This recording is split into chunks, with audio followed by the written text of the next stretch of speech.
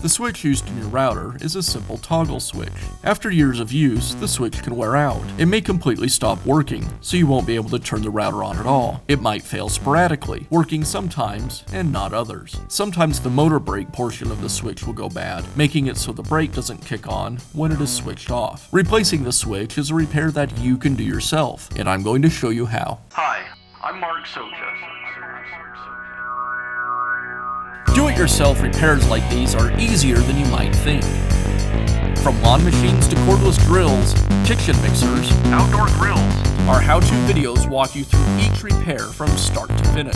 So doing it yourself means never having to do it alone. Let's get started. I'll begin by removing the side cover from the trigger handle.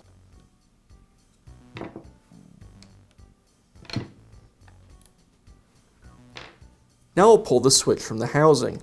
As I do, I want to make sure that I don't lose this spring.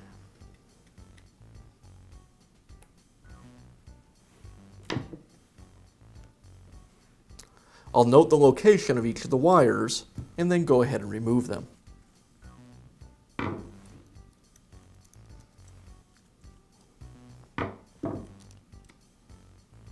Now I can install the new switch. First I'll connect the purple wire. The peach wire goes in the middle. I need to install the peach wire slightly offset to the side so it'll clear the housing. And last, the yellow wire. And I'll install the switch back into the housing along with the spring.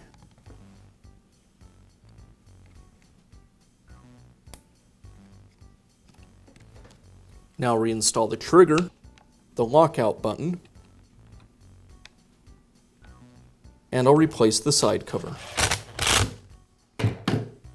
And that's how easy it is to replace the switch in your router. Be sure to check back often for new videos and expert advice. If you found this video helpful, give us a thumbs up And leave a comment.